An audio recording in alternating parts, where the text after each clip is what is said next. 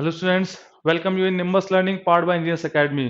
तो स्टार्ट करते हैं अपन आज का जो प्रैक्टिस सेट था। उस प्रैक्टिस सेट के अंदर चैप्टर नंबर 3 परमेबिलिटी अपन पढ़ रहे थे। परमेबिलिटी को डिस्कस करेंगे। कुछ क्वेश्चंस है आपके जो रिमेनिंग रह गए तो उनको डिस्कस करते हैं, और कुछ क्वेश्चंस अपन ने प्रीवियस डिस्कस कर चुके हैं। तो एक बार सभी आ चुके हैं तो हम सब करिए फास्ट, सभी जल्दी से कनेक्ट हो जाइए स्टूडेंट्स, क्योंकि स्टार्ट करने वाले हैं अपना क्वेश्चन नंबर 14 से। आई थिंक 14 ही था लास्ट वाला क्वेश्चन। देखिएगा फास्ट और एक बार कमेंट करिएगा लास्ट क्वेश्चन क्या था, उसके बाद से अपन स्टार्ट करेंगे आपका टॉपिक। जल्दी करिए फास्ट,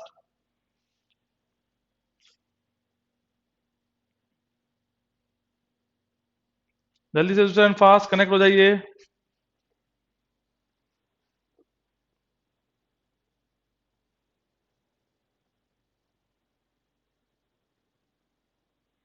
प्रद्युमन, क्वेश्चन नंबर 10 था। ओके प्रद्युमन, क्वेश्चन नंबर 10 था, बिल्कुल 11 से करना था अपने को। क्वेश्चन नंबर 10, ओके डन, ये था क्वेश्चन आपका। सभी से जल्दी से कनेक्ट हो जाइए फास्ट। प्रद्युमन आ चुके, बाकी स्टूडेंट्स जल्दी से कमेंट करिए कमेंट बॉक्स में एक बार, ताकि स्टार्ट कर सके अपन अपना न्यू टॉपिक।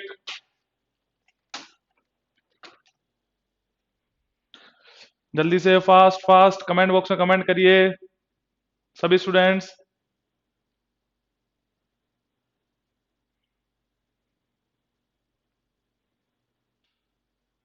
जल्दी से आइए सभी स्टूडेंट्स। तो देखिए, कल अपन ने देखा था आपका परमिएबिलिटी चैप्टर, चैप्टर नंबर जो था आपका 3 था परमिएबिलिटी। सबसे पहला अपन ने पढ़ा था प्रॉपर्टीज, देन फिर आए थे अपन क्लासिफिकेशन ऑफ सॉइल पे। प्रॉपर्टीज में लगभग 232 क्वेश्चन थे, 232 क्वेश्चन थे। फिर आपने देखा था classification of soil. Good afternoon Mayank and Jitendra. और उसके बाद में अपन आए नेक्स्ट परमिएबिलिटी चैप्टर। तो परमिएबिलिटी के कुछ क्वेश्चंस करे थे अपन ने, क्वेश्चन नंबर 10 तक कर लिए थे। तो एक बार जब तक सभी कनेक्ट होते तब तक क्वेश्चन देखते हैं अपन। प्रीवियस वाला क्वेश्चन क्या था? विच of the following statement is not true? इनमें से कौन सा स्टेटमेंट ट्रू नहीं है, मतलब कौन सा स्टेटमेंट फॉल्स है, किसके रेस्पेक्ट में, in context of capillary pressure. अगर बात करें सर कैपिलरी प्रेशर की, तो कल डिस्कस किया था, गुड आफ्टरनून नवीन, कल डिस्कस किया था कि वाटर टेबल पे जो प्रेशर होता है किसका सर, पोर वाटर प्रेशर सर जीरो होगा। कितना होगा? जीरो होगा। जैसे ही वाटर टेबल से ऊपर निकलेंगे, जैसे ही वाटर टेबल से ऊपर निकले, अगर कैपिलरी जोन है, अगर capillary zone, if only capillary zone exist, then the negative pore pressure will develop, negative pore pressure will develop, and वो फॉर्मूला क्या होगा? माइनस का H W into gamma W. H मतलब कितना हाइट तक water rise किया है in the unit weight of the water. पर अगर बात करें कि उस कैपिलरी जोन नहीं है तो ऊपर प्रेशर क्या होगा सर? जीरो होगा। ऊपर वाले प्रेशर क्या होगा? जीरो होगा। पर अगर कैपिलरी जोन है तो प्रेशर कैसा होगा? नेगेटिव। नेगेटिव प्रेशर होगा तो वाटर कैसा होगा? Under the tension, under the क्या होगा? Tension. But effective stress remains unchange, but effective stress remains unchange. Clear हुआ? तो बहुत सारे पॉइंट्स बताए थे। अब देखिए इसमें कौन सा गलत है। Water pressure, pore water pressure is negative in capillary zone, बिल्कुल ही बताया सर। कैपिलरी जोन के अंदर अपवर्ड मूवमेंट होता है नेगेटिव, माइनस का H gamma W, H W into gamma W अपन लिखते हैं, बिल्कुल। देखिएगा बात तो रहे सर कैपिलरी प्रेशर की।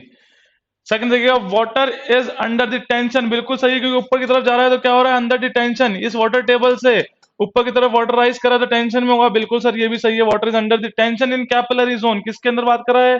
केवल कैपिलरी जोन की बात कर रहा है, ये याद रखिएगा।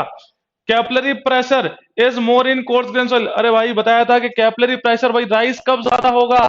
जितना साइज छोटा होगा उतना आपका कैपिलरी राइज क्या होगा सर? ज्यादा होगा। कैसे? 4 सिग्मा कॉस थीटा अपॉन में रो जी डी। ये क्या था? Height of the capillary, capillary rise की हाइट बताता है। तो इसमें क्या दिख रहा है सर? कि जितना डायामीटर छोटा होगा, क्या बोला? कि जितना डायामीटर छोटा होगा आपका पार्टिकल का, उतना ही कैपिलरी राइज ज्यादा होगा। मतलब कैसा रिलेशन है सर? इनवर्स रिलेशन है। कैसा है सर? इनवर्स रिलेशन है। तो क्या बोल रहे हैं कि क्या कोर्स ग्रेन में होगा? नहीं। किस में होता है सर? फाइन ग्रेन सॉइल में होता है। In fine grain soil capillary rise सबसे ज्यादा किस में होगा सर? फाइन ग्रेन सॉइल में होगा। तो अगर इसको पढ़े, इस जो लाइन को पढ़े, इसके अकॉर्डिंग क्या होना चाहिए? कैपिलरी प्रेशर इज लेस होना चाहिए, is less in coarse grain soil. अगर बात करेंगे तो मोर किस में होगा सर? फाइन ग्रेन सॉइल में होगा। क्लियर सभी को? Effective stress increases due to capillary zone, effective stress increase हो जाएगा कैपिलरी जोन के अंदर से। क्लियर है? बिल्कुल, ये न्यूमेरिकल टर्म से जब देखेंगे तब समझ में आएगा आपको। क्लियर हुआ? चलते हैं देखिए नेक्स्ट क्वेश्चन की तरफ। सभी आ चुके स्टूडेंट? अब तो सभी आ चुके, जल्दी से हम सब करिए, स्टार्ट करने वाले हैं अपना नेक्स्ट क्वेश्चन और क्लास स्टार्ट करने वाले हैं। जल्दी से फास्ट, जल्दी से कमेंट करिए ताकि स्टार्ट करें अपना क्वेश्चन नंबर। कौन सा है सर? 11 है। तो चलिए स्टार्ट करते हैं and your time starts now only 10 minutes I will give you, 10 minutes नहीं, ओनली 20 सेकेंड्स। स्टार्ट करिए। What is the use of sonoscope? Sonoscope का यूज क्या था सर? पहली बात तो सोनोस्कोप यूज आती नहीं है सॉइल के अंदर। सर किस में आती है? सर ये इन्वायरमेंट का क्वेश्चन है। किसका क्वेश्चन है? इन्वायरमेंट का क्वेश्चन है। पर कुछ बात नहीं, फिर भी देख लीजिए। Last 3 2 1 stop. देखिएगा, सोनोस्कोप जो है ये क्या करती है? It is a device which is use to detect the leakage in the pipe network. The device which is use to detect the leakage in the pipe network. किसके अंदर find out होती है? क्या करती है? Leakage in the pipe network. Pipe network में leakage को find out करती है। किसको फाइंड आउट करती है? लीकेज को। क्लियर कट हुआ सभी को? लीकेज डिटरमाइन करती है। तो क्या होगा answer? Detection of leakage underground water means. बिल्कुल सही है। पाइप नेटवर्क कहाँ होता है सर? अंडरग्राउंड, ग्राउंड लेवल से नीचे होते हैं आपके जो पाइप जो आते हैं आपके डोमेस्टिक वाटर सप्लाई के पाइप। इनमें अगर लीकेज होगा, उन लीकेज को डिटेक्ट करेगी, मतलब क्या करेगी? फाइंड आउट करेगा। कौन सा? सोनोस्कोप मेथड। क्लियर हुआ? डन सभी को? इन्वायरमेंट का क्वेश्चन है ये। ओके, तो चलिए नेक्स्ट क्वेश्चन की तरफ चलते हैं जल्दी से। क्वेश्चन नंबर 12 देखिएगा, बहुत ही आराम से देखिए क्वेश्चन, क्योंकि क्वेश्चन बहुत कंसेप्चुअल है। जल्दीबाजी में आंसर गलत होगा।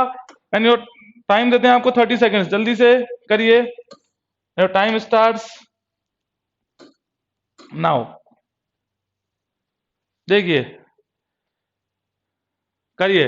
देयर इज अ क्वेश्चन है, when the level of water on the earth surface rises. अगर level of earth surface rise करेगा तो there is a continuous increase in pore water pressure, continuous decline in the pore water pressure, decline in the pore water pressure और rise in the pore water pressure.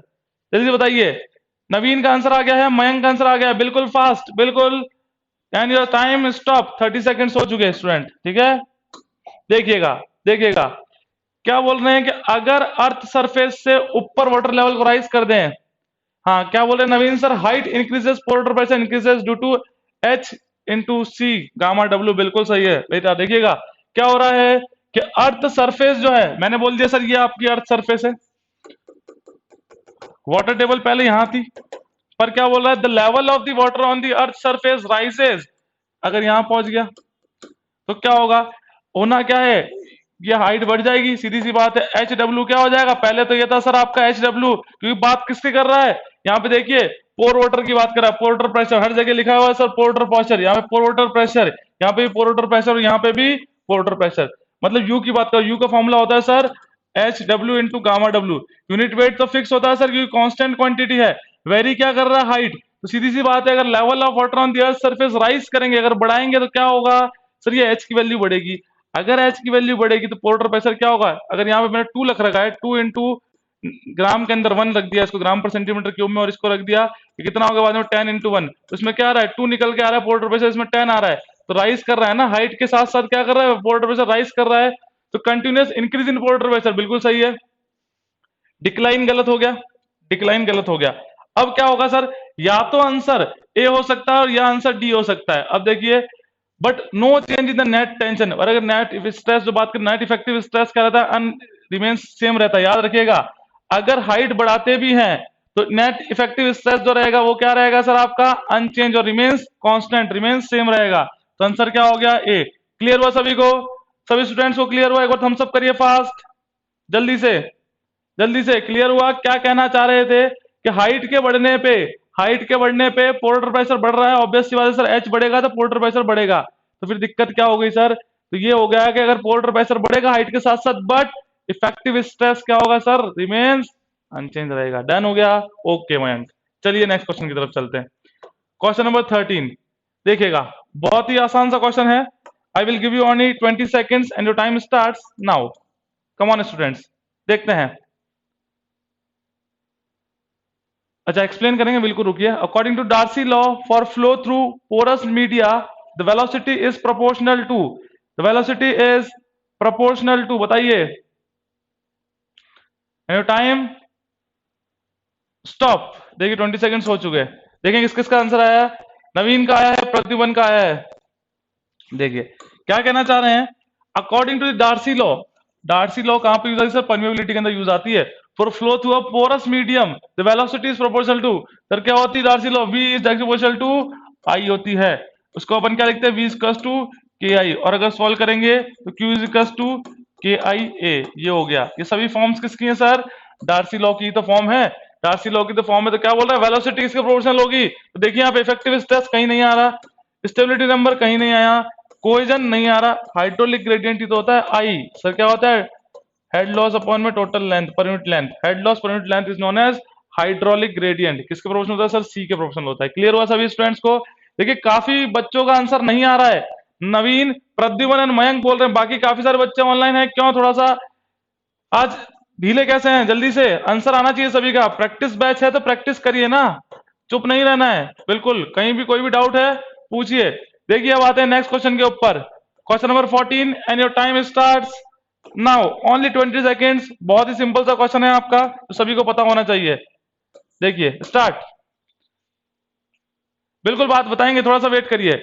Falling head method to determine permeability is best suited for, बताइए falling head permeability method किसके लिए suited होता है, कौन सी soil के लिए best होता है, जल्दी से बताइए कमेंट बॉक्स में कमेंट करके फास्ट। आंसर आ गया 14 का, नवीन का बी, फिर ए आ गया, बी आ गया और ए आ गया। देखिए स्टॉप, टाइम हो गया आपका, ठीक है स्टॉप करिए। क्या कहना चाह रहे हैं, आपको बताया था फॉलिंग हेड होता है और एक आपका कांस्टेंट हेड होता है। कांस्टेंट हेड और falling head both are the laboratory methods, lab method होते हैं। कौन सा सर, फॉलिंग हेड और कांस्टेंट हेड। तो पूछ रहा है फॉलिंग हेड किसके लिए, एफ से फॉलिंग हेड, एफ से फाइन ग्रेन सॉइल होता है, तो क्लियर हो गया ना। और अगर बोलता constant head, constant head method, sir constant head method की बात करेंगे तो क्या आएगा सर, कोर्स ग्रेन सॉइल आएगा। क्लियर है, तो फॉलिंग बोला है तो क्या होगा sir, fine grain soil. Clay क्या है, फाइन ग्रेन सॉइल है, बोथ नहीं आएगा। क्लियर हुआ रमेश, ठीक है रमेश नीनामा, ए बिल्कुल सही है आपका। जितेंद्र बी कैसे आ जाएगा, बी कैसे आ जाएगा, बी नहीं आ सकता ना, कांस्टेंट हेड होता है coarse grain soil, falling head fine grain soil मतलब क्ले। डन, चलिए नेक्स्ट क्वेश्चन की तरफ। अब देखिएगा क्लियर हो जाएंगी चीजें आपको, and your time starts now, only 20 seconds. अभी जो बताया था वही चीजें आ गई वापिस, स्टार्ट। बताइए बताइए विच of the following method is best suited for finding permeability of coarse grain soil. Coarse grain soil के लिए कौन सा होगा, देखिए सभी का आंसर वही आ रहा है। क्लियर हो गया, जितेंद्र का भी आ गया, प्रद्युमन का भी आ गया, मयंक का भी आ गया, सभी का आंसर आ गया। Time stop. देखिए बहुत ही सिंपल सी बात है, जो भी डिस्कस किया था कि कांस्टेंट हेड किसके लिए होता है सर, कोर्स ग्रेन सॉइल के लिए होता है, coarse grain soil constant head method. Clear हुआ, डन। चलते हैं नेक्स्ट क्वेश्चन की तरफ, क्वेश्चन नंबर 16। बिल्कुल बहुत ही सिंपल सा क्वेश्चन है, बेसिक क्वेश्चन है। I will give you only 20 seconds and your time starts now. Start करिए। The law used in permeability test is, the law used in permeability test is, जल्दी से बताइए। 16 का आंसर आना start हो गया है, सबसे पहला आंसर आया प्रद्युमन का। बिल्कुल, बाकी स्टूडेंट्स जल्दी से कमेंट करिए, Naveen, Mayank and Pradyumn, Ramesh. Okay done, stop. देखिएगा और अगर बात करें, जब आपको स्टार्टिंग में पढ़ाया था परमिएबिलिटी चैप्टर में, बोला था परमिएबिलिटी क्या होता है और कौन से लॉ पे बेस होता है, डार्सी लॉ के ऊपर बेस होता है। तो डार्सी लॉ होगा आपका, ठीक है डार्सी लॉ। बताया क्या होता है, वी इज टू आई होता है, तो वी इज टू क्या लिख देते हैं, प्रोपोर्शनल का साइन हटा के आई कर देते हैं, और क्यू इज टू क्या होता है सर, ए वी होता है, तो वी क्या लिख सकते हैं, क्यू बाय ए, तो ये क्यू बाय ए, तो Q is to K I A. Clear हो गया, ये सभी फॉर्म सभी बताइए, सेम वही चीज है, किसके है सर, डार्सी लॉ की फॉर्म है। ये न्यूमेरिकल में काम आती है, रिलेशनशिप में काम आती है, रिलेशन में काम आती है, न्यूमेरिकल में फॉर्म काम आती है। क्लियर हुआ, डन सभी को, ओके। चलो देखिएगा क्वेश्चन नंबर 17 की तरफ चलते हैं, और बहुत ही अच्छा क्वेश्चन है, and your time starts now. I will give you only 30 seconds because numerical है, थोड़ा सा टाइम इंक्रीज करा है। देखिए, in constant head permeameter with the cross section area of 10 centimeter square, when the flow take place under hydraulic gradient of 0.5, then the discharge is measured as 10 centimeter cube per second. The permeability of the soil in centimeter per second is, बताइए permeability की value क्या होगी, 16 नहीं 17 की बात कर रहे हैं, जल्दी से बताइए 17 की answer, and time stops. Answer नहीं आया, इंक्रीज करते हैं टाइम, 10-20 सेकंड्स इंक्रीज करते, देखते हैं किसका आंसर आता है सबसे पहले। आप फास्ट करिए स्टूडेंट्स, बहुत ही सिंपल सा न्यूमेरिकल है, फॉर्मूला भी आपको बताया इससे जस्ट पहले वाले क्वेश्चन के अंदर। रमेश का आ चुका है, रमेश कह रहे हैं सर आंसर होगा डी, प्रद्युमन डी। बाकी स्टूडेंट जल्दी से कमेंट करिए, last 10 seconds fast, Mayank D. बाकी स्टूडेंट जल्दी से कमेंट करिए, बहुत सारे बच्चे ऑनलाइन है और आंसर आ रहे हैं 5-6 बच्चों के बस। Okay stop. देखिएगा अभी बताया था सर कि जो डार्सी लॉ होता है वो वैलिड होता है आपका परमेबिलिटी के लिए, उसकी फॉर्म होती है numerical form Q is equals to K I A, Q is equals to K I A. Q क्या है? डिस्चार्ज पर मीटर लेंथ, ठीक है, डिस्चार्ज है आपका कितना है सर? 10। ये तो फाइंड आउट करना है किसके अंदर? सेंटीमीटर पर सेकंड में क्या होता है? Permeability, coefficient of permeability find out करनी है आपको, ठीक है। आई होता है hydraulic gradient, change in length upon में actual length, hydraulic gradient direct value दे रखी है आपको सर 0.5, 0.5 पुट कर दीजिए। अगर बात करें सर एरिया की, तो एरिया कितना होता है? 10 सेंटीमीटर स्क्वायर, तो क्या पुट कर देंगे? 10 सेंटीमीटर स्क्वायर। तो करना क्या है? 10 से 10 कैंसिल आउट, 1 अपॉन में 0.5 इज इक्वल टू के, तो 10/5 इज इक्वल टू कितना आ गया? 2 आ गया। तो किसका डी आ रहा है? सभी का, बिल्कुल बिल्कुल सभी का डी आया। मयंक, अच्छा सभी का डी आ रहा है, ठीक है ठीक है, डी। बाकी स्टूडेंट सॉल्व क्यों नहीं कर रहे? जल्दी से सॉल्व करिए बेटा, आप ही के लिए करा रहे हैं ना यहाँ, मैं थोड़ी कर रहा हूँ, मुझे तो पता है सब चीजें, आप ही के लिए कराए ना। सॉल्व करिए, कहीं दिक्कत आएगी तो बताइए, बिल्कुल ठीक है। स्टार्ट करते हैं नेक्स्ट क्वेश्चन, क्वेश्चन नंबर 18 देखिएगा, and your time starts now, 20 seconds. The relationship between permeability and coefficient of transmissibility. Coefficient of transmissibility बताइए फास्ट। 18 का आंसर आना स्टार्ट हो गया सर। डी किस किस का है? डी प्रद्युमन का है, नवीन का है। बाकी स्टूडेंट्स टाइम स्टॉप। देखिएगा बहुत ही सिंपल सा क्वेश्चन है। ट्रांसमिसिबिलिटी की बात करें तो ट्रांसमिसिबिलिटी होता है T is equal to permeability into D. Permeability कितना होता है सर? सेंटीमीटर पर सेकेंड, और ये बोल दिया मैंने सेंटीमीटर या मीटर बोल दीजिए कुछ भी, तो क्या हो गया? सेंटीमीटर स्क्वायर पर सेकेंड। ये होती है ट्रांसमिसिबिलिटी की वैल्यू, ठीक है। क्लियर हुआ कि किसी भी hydraulic, unit hydraulic gradient, unit hydraulic depth, ठीक है, width, unit hydraulic gradient, unit hydraulic width के रेस्पेक्ट में कितना फ्लो कर रहा है सॉइल मास में, which is called the transmissibility, और we can say the coefficient of transmissibility K into D. Clear हुआ सभी को? सभी को क्लियर हुआ? अभी भी आंसर केवल 2 ही जनों का आया है। क्या नहीं पता है कि ट्रांसमिसिबिलिटी क्या होता है? ट्रांसमिसिबिलिटी होता है टी इज इक्वल टू के इनटू डी, सेंटीमीटर स्क्वायर पर सेकंड या मीटर स्क्वायर पर सेकंड उसकी यूनिट होती है। डिपेंड करेगा कि आप परमेबिलिटी किसके टर्म्स में ले रहे हो। क्लियर? तो per unit hydraulic gradient per unit width के ऊपर कितना डिस्चार्ज हो रहा है, कि स्ट्रिप विड्थ के ऊपर एक स्ट्रिप ठीक लेंगे, उसके रेस्पेक्ट में देखेंगे कितना डिस्चार्ज हो रहा है, कितना आपका फ्लो कर रहा है, उसको बोलते हैं ट्रांसमिसिबिलिटी। क्लियर हुआ? ओके चलिए देखिए नेक्स्ट क्वेश्चन पे। देखिए बहुत ही अच्छा क्वेश्चन है, बहुत ही अच्छा क्वेश्चन है। आपको लगभग 1 मिनट देंगे क्योंकि पहला क्वेश्चन है, आगे 30 सेकंड्स कर देंगे। स्टार्ट करिए time. due to temperature change the unit weight and viscosity of percolating fluid are reduced by कितना सर? कम हो गई 80% एंड 60%। क्या क्या? यूनिट वेट और viscosity. Other things being constant, बाकी सारी चीजें कांस्टेंट है। The change in coefficient of permeability, कितना चेंज आएगा के के अंदर? जल्दी से बताइए। परमिएबिलिटी के अंदर चेंज कितना आएगा के अंदर? जल्दी से बताइए फास्ट। बिल्कुल सही है बेटा, कोजनी कर्मन इक्वेशन लेंगे बिल्कुल। बाकी सारी चीजें क्या है? रिमेन सेम है, सभी चीजें रिमेन सेम है। तो वैल्यू वेरी क्या कर रही है सर? वैल्यू वेरी कर रही है, जो लिखा है यूनिट वेट और दूसरा विस्कोसिटी, दो ही वैल्यू वेरी कर रही है। तो उस कोजनी कर्मन इक्वेशन के अंदर से क्या है आपको फाइंड आउट कर लेना है?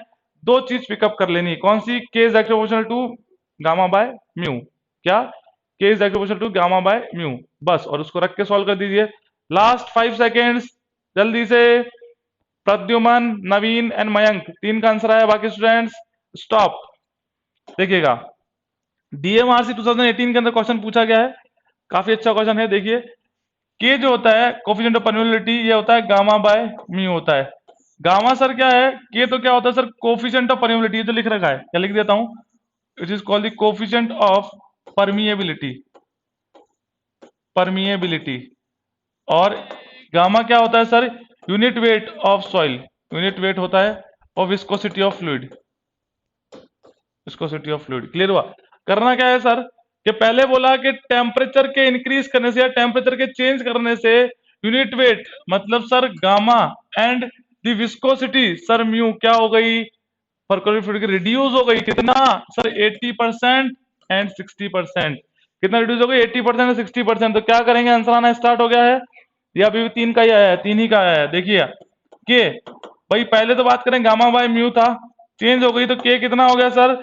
यूनिट वेट कितना रिड्यूस हो गया sir? 80%, 0.80, and viscosity 0.60 gamma by mu. क्या करना है? चेंज पूछ रहा है तो K2/K1 कर देते हैं। तो K2/K1 is equal to 0.80 gamma by 0.60 mu into gamma by mu. तो सर क्या होगा, गामा से गामा, म्यू से म्यू कैंसिल आउट, क्या बच गया सर 0.80 डिवाइडेड बाय 0.60, ये सब कुछ हट गया 8/6, तो मैंने क्या बोल दिया सर 4/3 और 1.33, यही तो होता है 4/3, ठीक है। 1.33 कितना इंक्रीज हो गई है, तो सर 33%, 33.33%। क्लियर हुआ सभी को?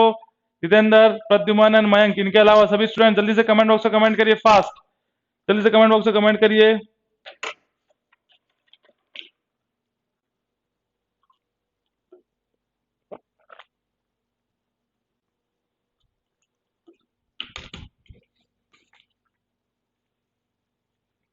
जल्दी से कमेंट करिए फास्ट।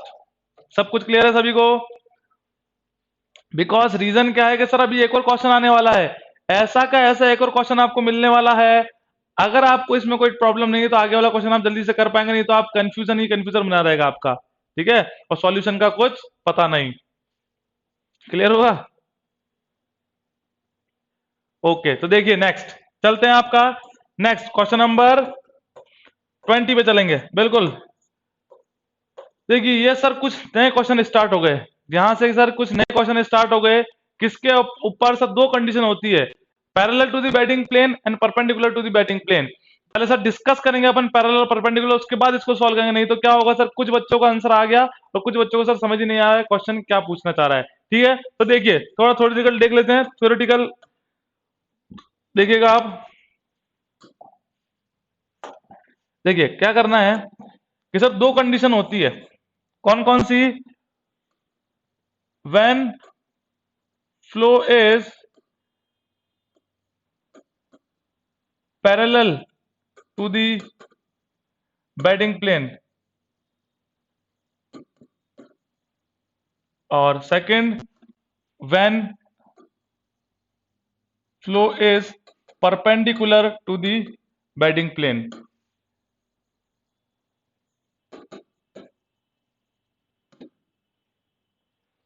ठीक है, क्लियर हो सभी को? ठीक है, तो डायग्राम बनाना है अपने को सबसे पहले।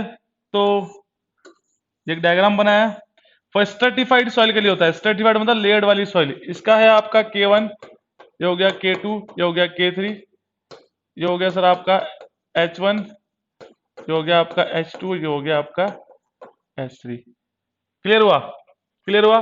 तो यहां से parallel to the bedding plane water आ रहा है, पर कैसे parallel to the bedding plane, यहां से आया और यहां से क्या कर गया, ट्रांसमिट कर दिया। When the flow is parallel to the bedding plane के पैरेलल है, तो सर फॉर्मूला क्या बनता है, summation of K H upon में समेशन ऑफ एच, इसको बोलते हैं K equivalent permeability in x direction, और we can say horizontal direction, क्या बोल सकते हैं, इन एक्स डायरेक्शन, और we can say in horizontal direction, horizontal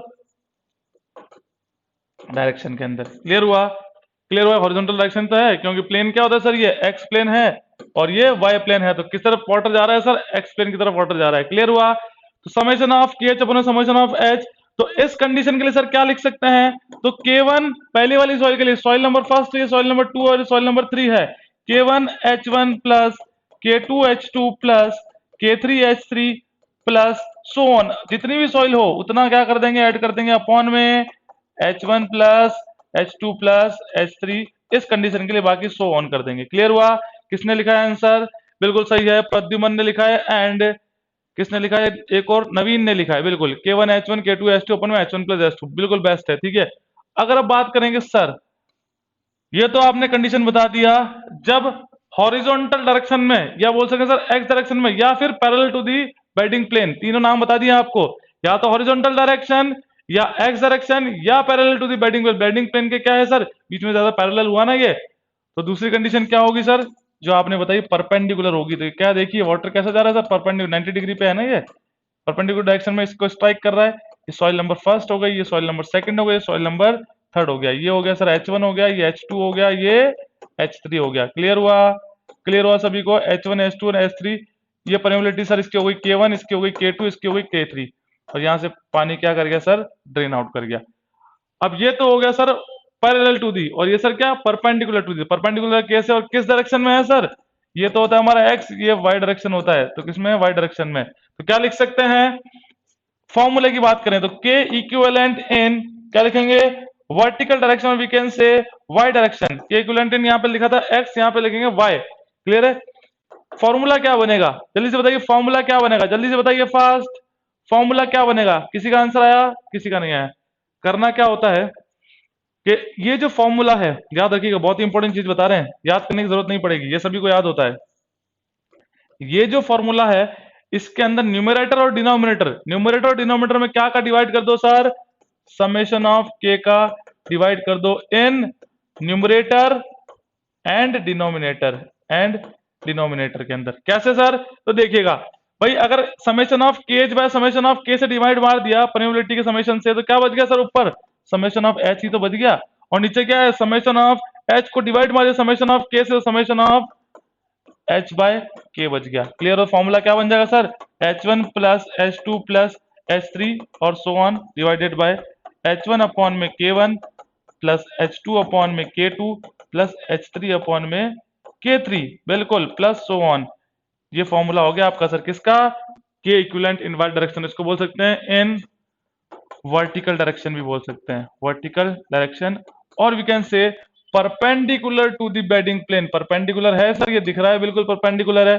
clear हुआ। तो नवीन का आंसर आया है, नवीन का आंसर आया, और प्रद्युमन का आंसर आया है सर, बिल्कुल सही है, H1, बिल्कुल H1 अपॉन में K1 अपॉन में H1 नहीं, K1 अपॉन में H1 नहीं, प्रद्युमन थोड़ा सा गलत हो गया आप, बिल्कुल गलत हो गया थोड़ा सा, नवीन से ये बिल्कुल H1 अपॉन में K1 होगा। ठीक है।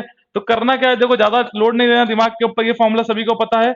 इसके अंदर न्यूमरेटर डिनोमिनेटर में समेशन ऑफ के कर देना, तो के करा तो यहाँ से के से के कैंसिल आउट हो गया, यहाँ पे नीचे के आ जाएगा बस। क्लियर हुआ, सभी को क्लियर हुआ। जल्दी से थम्स अप करिए फास्ट, जल्दी से थम्स अप करिए सभी स्टूडेंट फास्ट, ताकि स्टार्ट करें अपन क्वेश्चंस। जल्दी से बताइए, जितेंद्र क्लियर, प्रद्युमन क्लियर, बाकी जल्दी से, बहुत सारे स्टूडेंट्स ऑनलाइन है, जल्दी से कमेंट बॉक्स में कमेंट करिए fast. Mayank clear, okay done. देखिएगा, अब आते हैं सर क्वेश्चन के ऊपर। अब सॉल्व करने में कोई दिक्कत नहीं होनी चाहिए। देखिए, and your time starts now. 1 minute का टाइम देंगे, आराम से करिए सॉल्व, स्टार्ट। क्वेश्चन है the stratum of soil. Stratum का मतलब होता है लेयर ऑफ सॉइल, या एक part of soil consist of 3 layers. एक किसी सॉइल मास के अंदर 3 लेयर्स हैं, जिनकी थिकनेस क्या लिख रहा है sir, equal thickness. The permeability of top and bottom layer is K is equal to 10 to the power minus 4 centimeter per second, and that of the middle layer is 10 to the power minus 3 centimeter per second. Then the value of horizontal coefficient of permeability KH पूछ रखा है। क्या बोल सकते हैं, parallel to the bedding plane या equivalent permeability in x direction. क्यों, कुछ भी पूछ सकता है। अभी हॉरिजॉन्टल लिखा है, बात बिल्कुल सही है। एक्स डायरेक्शन भी पूछ सकता था, या फिर सर क्या पूछ सकता था, फिर ये पूछ सकता था parallel to the bedding plane for entire soil mass, पूरे सॉइल मास का। जल्दी से बताइए, last 15 second. Mayank and Naveen का आंसर आ चुका है, बाकी स्टूडेंट्स सॉल्व करिए, फॉर्मूला पता है, चीजें आपके सामने हैं, इतना टाइम नहीं लगना चाहिए। जल्दी से, last 5 second, last 5 seconds and your time will be stop. बेटा स्टॉप, रोकिए। देखिएगा करना क्या है कि सर अभी जो बताया आपने वही डायग्राम बनाना है हमारे को। कौन सा, कि एक सॉइल मास है, इसको बोला इन्होंने सॉइल स्ट्रेटम, 3 लेयर है जिसके अंदर, इनकी थिकनेस क्या सर, इक्वल थिकनेस है। थिकनेस कैसे सर, इक्वल है। तो मैं क्या बोलूंगा, इसको भी मैंने H बोल दिया, भाई सेम है तो H बोल दिया, तो सर इसको भी H बोल दिया, इक्वल है। ये सॉइल फर्स्ट की बात हो रही है, सॉइल सेकंड की और सॉइल थर्ड की बात हो रही है। ठीक है। सॉइल स्ट्रेटम क्या सर, ये पूरा सॉइल स्ट्रेटम है। तो परमिएबिलिटी ऑफ द टॉप और बॉटम, भाई टॉप सबसे ऊपर वाली और सबसे नीचे वाले लेयर की परमिएबिलिटी क्या है sir, K is equal to, तो K मतलब K1 बोल दूं, कितना है sir, 10 to the power minus 4 centimetre per second, पता ही है सभी को। और K3 is equal to 10 to the power minus 4 centimetre per second. Middle layer की जो है, 3 लेयर में मिडिल लेयर की सर K क्या हो गई sir, K2 is equal to 10 to the power minus 3 हो गई। तो करना क्या है, then the value of the horizontal coefficient of permeability, मतलब KH, या इसको बोल सकते हैं सर, क्या बोल सकते हैं सर, इसको बोल सकते हैं parallel to the bedding plane, parallel to the bedding plane. सभी नाम याद रखिएगा, बेडिंग प्लेन कोई भी क्वेश्चन में पूछ सकता है, या in permeability in x direction for the entire soil mass, entire. तो इक्विवेलेंट परमिएबिलिटी निकलेगी सर, इसकी K1 थी, इसकी K2 थी, इसकी K3 थी। तो मैं क्या पूछना चाह रहा हूं कि सर इस, बिल्कुल रमेश आपका भी सही है, मैं पूछना ये चाह रहा हूँ कि ये तो अलग अलग इंडिविजुअल सॉइल मास की जो लेयर है उनकी परमेबिलिटी, तो इक्विवेलेंट परमेबिलिटी का मतलब क्या हो सर, इस पूरे सॉइल मास की परमेबिलिटी क्या होगी वो अपने को फाइंड आउट करनी है। बिल्कुल सी बात है, उसी को तो बोलते हैं सर इक्विवेलेंट परमेबिलिटी। फॉर्मूला, अगर जब बोला सर एक्स डायरेक्शन में फॉर्मूला आपको पता है क्या होना चाहिए सर, तो के equivalent in horizontal direction is summation of K H upon में समेशन ऑफ एच। तो वैल्यू पुट करिए सर, बिल्कुल करते हैं। K1 क्या होगा 10⁻⁻4, H1 सर H है, K2 10⁻⁻3 मिडिल वाली लेयर का इंटू H, सभी का H सेम है इसलिए, और K3 10⁻⁻4 बॉटम लेयर का इंटू H तो सेम है। H1 plus H2 plus H3 सभी का H है तो सभी का सेम हो गया। इसको जब सॉल्व करेंगे तो सर क्या मिलेगा, 4 इंटू 10⁻⁻4 सेंटीमीटर पर सेकेंड। कितना मिलेगा सर, क्योंकि H से H कैंसिल आउट हो जाएगा आपका, तो सी आंसर होगा सभी का। क्लियर हुआ सभी आंसर का, सी होगा। प्रद्युमन बिल्कुल सही है, Ramesh, Mayank, Naveen, okay, very good students. देखिएगा, चलते हैं नेक्स्ट क्वेश्चन पे। अगेन सॉल्व करिए फास्ट, और and your time starts now. 1 minute का टाइम देंगे। Same question, start. Horizontal stratified soil, stratified का मतलब सर लेयर्ड सॉइल, स्ट्रेटिफाइड को बोलते हैं layered soil. Horizontal stratified soil deposit consist of 3 uniform layers of whose thickness कितनी है sir, 6, 3 और 12 है। कौन कौन सी सर, 6, 3 और 12 है। The permeability of the layer, पहले लेयर की परमिएबिलिटी आपको गिवन है sir 4 into 10 to power -4, second की 25 into 10 to power -4 and third की 7.5 into 10 to power -4 mm per second. Value change हो गई, कोई दिक्कत नहीं, क्योंकि यहाँ पे वैल्यू mm पर सेकंड में है, तो टेंशन लेने की जरूरत नहीं है, कोई कन्वर्जन करना नहीं है अपने को, ठीक है। mm है तो देखिए वो भी mm ही है, उसको mm करिएगा, थोड़ा सा दिक्कत है उसके अंदर, वो भी mm ही करिएगा, या फिर इसको मीटर कर दीजिएगा, वो मीटर करा होगा उसमें, मीटर करिएगा उसको, ठीक है। Find the effective average permeability in horizontal direction, horizontal direction में कितनी होगी, तो नवीन का आंसर आ चुका है सर, बिल्कुल आंसर आपका आ चुका है डी, और बिल्कुल सही आंसर है। And your time stop, 1 minute हो चुका आपका। देखिएगा दिक्कत क्या है, थोड़ा सा प्रिंटिंग मिस्टेक अपन कह सकते हैं, ये जो है वो आपका मीटर में है बस, ठीक है, ये मीटर में होगा या mm में होगा, जो भी है, मतलब अपने को क्या करना है सर, यूनिट सेम है, इतना याद रखना है कि यूनिट सेम है, अब चाहे उसको कुछ भी मान लो, यूनिट सेम है।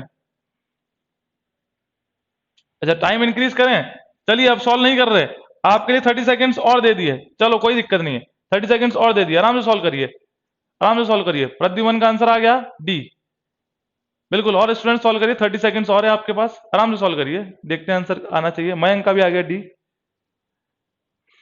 बाकी स्टूडेंट्स सॉल्व करिए।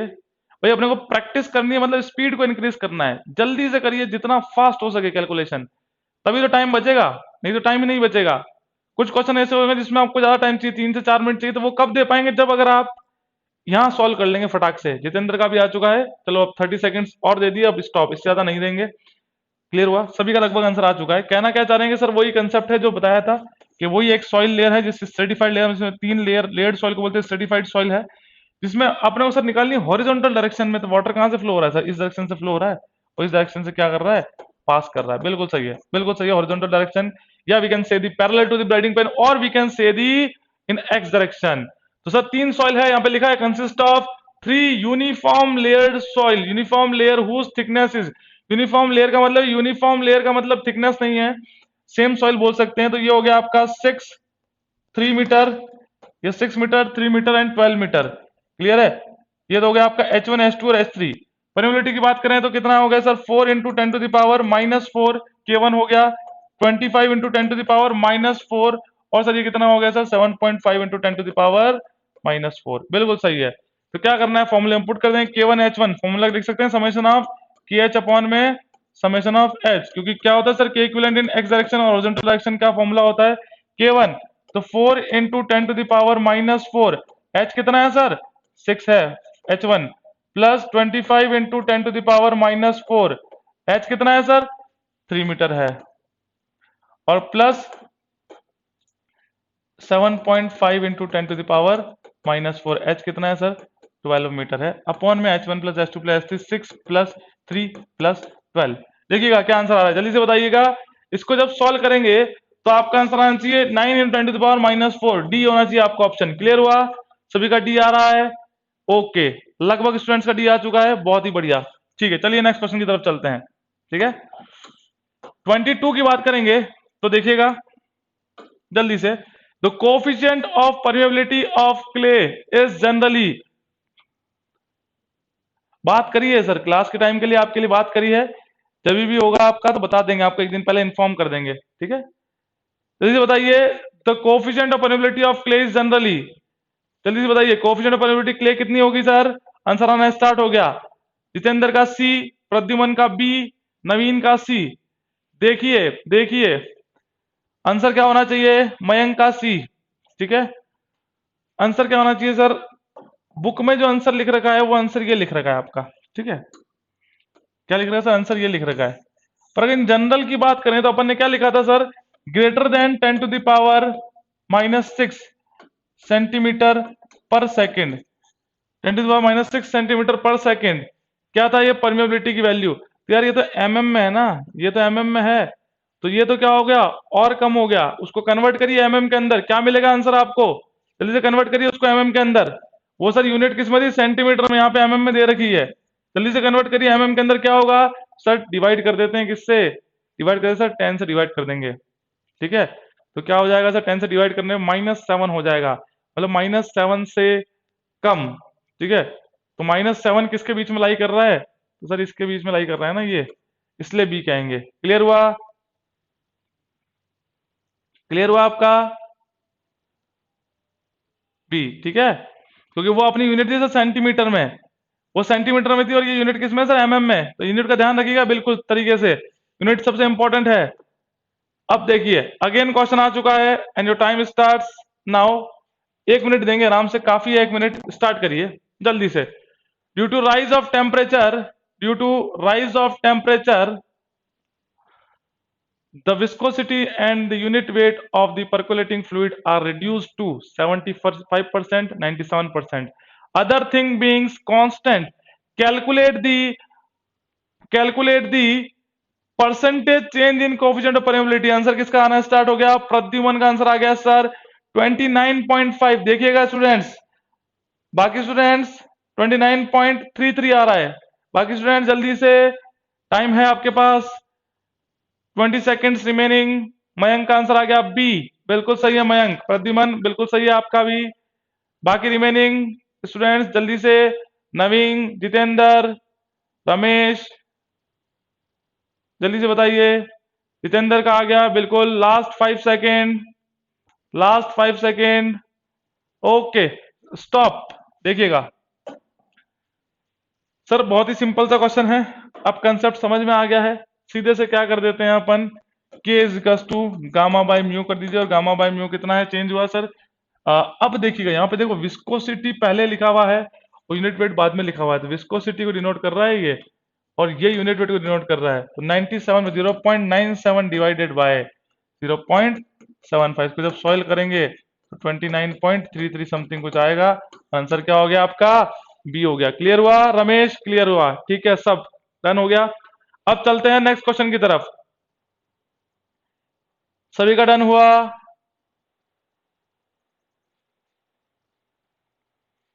हाँ सेंटीमीटर पर सेकंड में लिखाया था रमेश, क्या नाम है, नवीन, 22 में क्ले के लिए, तो वो एमएम में ना बेटा, वो एमएम में, उसको देखिए, उसको देखिए, एमएम में है,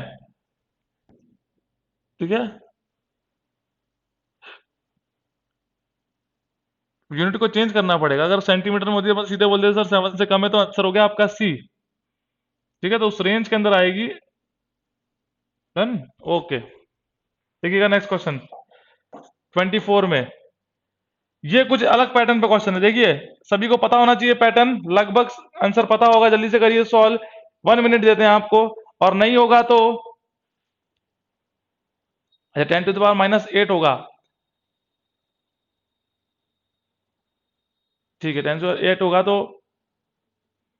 फिर आप लगा लीजिए सी, ठीक है, फिर आप लगा दीजिए, कोई दिक्कत नहीं है, ठीक नवीन।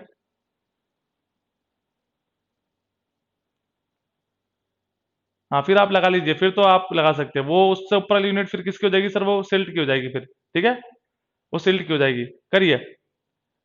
हाँ वो थोड़ा सा मुझे लगा सिल्ट विल्ट का कंसेप्ट था, नहीं वो क्ले है, बिल्कुल सही, फिर ठीक है, ओके। देखिए इसको, बहुत ही अच्छा कंसेप्ट है, specific yield plus specific retention, इसका क्या होता है सर, पोरोसिटी होता है, ये सभी को पता होगा। और जिसको पता है उसका आंसर आ गया होगा। जल्दी से, अगर आंसर नहीं आएगा टाइम इंक्रीज करेंगे, कोई दिक्कत नहीं। प्रद्युमन करिए solve. The ratio of specific yield to specific retention of a porosity is 50% is 1.5 the specific yield from it is। बताइए specific yield की वैल्यू क्या होगी। आंसर आना स्टार्ट हो गया है। बी बी एंड नवीन बोल रहा है specific yield पे specific porosity, बिल्कुल सही है। देखिए लास्ट 20 सेकेंड्स, जल्दी से सॉल्व करिए। जो भी स्टूडेंट्स हैं जो सॉल्व कर रहे हैं फटाक से सॉल्व करिए। बहुत ही आसान सा क्वेश्चन है, ज्यादा कोई टिपिकल नहीं है। चीजों को, लैंग्वेज को समझना है कि कहना क्या चाह रहा है बस। Last 10 seconds, last 10 seconds, and your time will be stop। Okay students, देखिएगा बहुत ही सिंपल क्वेश्चन है। एक होता है सर आपका स्पेसिफिक यील्ड, इसको बोलते हैं एस वाई, होता है स्पेसिफिक रिटेंशन। इन दोनों का सम जो होता है सर ये होता है पोरोसिटी के बराबर। तो सर पहले बात तो बताइए स्पेसिफिक यील्ड क्या होता है, कि कितना वाटर अपन ड्रेन आउट कर रहे हैं किसी भी सॉइल मास से। ठीक है, volume water yield per unit volume is known as by total volume is known as specific yield. Retention मतलब कितना वॉल्यूम रिटेन कर रहा है टोटल वॉल्यूम के अंदर, उसको स्पेसिफिक रिटेंशन। दोनों का समेशन क्या होता है सर, एन होता है। एन क्या होता है सर, पोरोसिटी। अब यहाँ पे देखिए क्वेश्चन बहुत अजीब सा दे रखा है, रेशो दे रखा है यहाँ पे आपको। रेशो स्पेसिफिक यील्ड मतलब S Y, retention S R का रेशो दे रखा है, इट इज 1.5 और पोरोसिटी दे रखी सर 50%। देखो क्वेश्चन बहुत ज्यादा घुमा रखा है, चीजें समझ ही नहीं आ रही कहना क्या। रेशो जो दे रखा है स्पेसिफिक यील्ड और स्पेसिफिक रिटेंशन 1.5 दे रखा है और पोरोसिटी 50% दे रखी है। तो क्या लिख सकते हैं, specific yield divide by specific retention is equal to sir 1.5 होगा।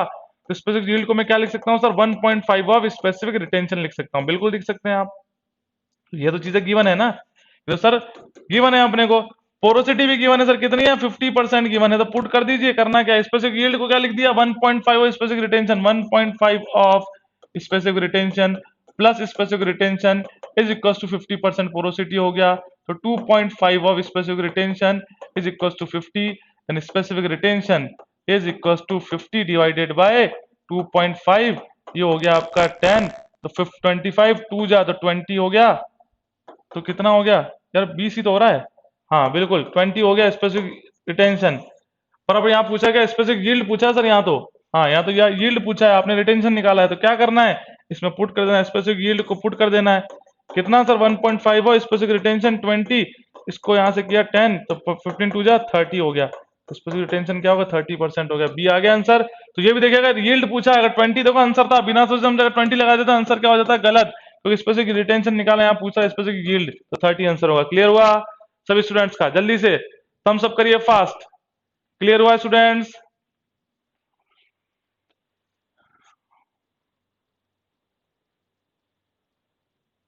Clear, okay, done done done done. चलिए 24 पे चलते हैं, क्वेश्चन नंबर 24 पे चलते हैं। आज इस टॉपिक को खत्म करना है और नया टॉपिक भी स्टार्ट करना है, पर जल्दीबाजी नहीं करनी है। आराम से क्वेश्चंस को अपना क्या होना चाहिए, सॉल्व होने चाहिए।